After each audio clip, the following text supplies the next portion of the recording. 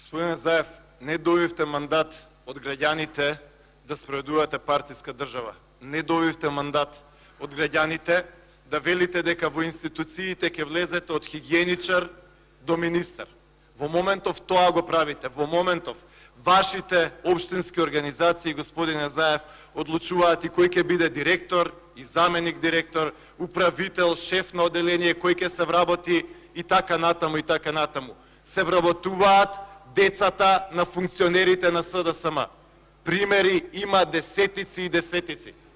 Господине Заев, ве повикувам, сопрете го веднаш овој скандалозен проект, со кој што стотици и стотици нови заменици директори низ Република Македонија ќе воведете.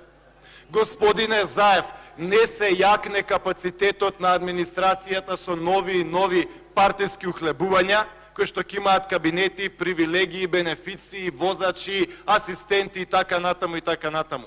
Господине Заев, Шекеринска да не дофрла, затоа што таа вети дека ќе има 20 министри, најмнога во владата во која што таа е вице-премиер, има 30 министри.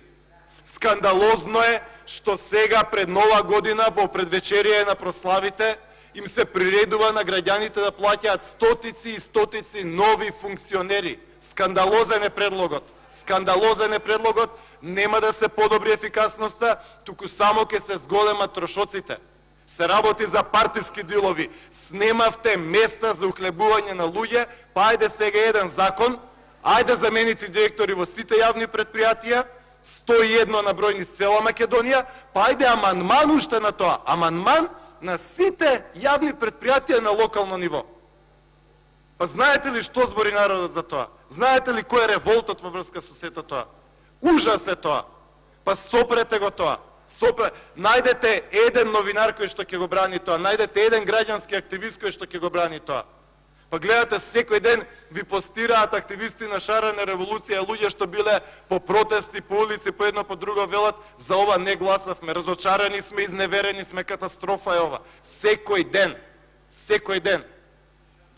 И господине Заев, да покажевте 10% иницијатива, вие и вашите соработници, да имплементирате младинската гаранција и секој еден млад да добие понуда за вработување како што велевте во програмата за живот во Македонија, тогаш ќе имаше ајри и немаше да има толку иселување. Да имавте 10% од ентузијазмот за таа младинска гаранција, како што имате сега ентузијазам да ги браните овие стотици и стотици нови директори и функционери низ цела Македонија, ќе видеа аир на граѓаните на Република Македонија. Нема аир за народов, ова е само партиски комбинаторики и ништо друго.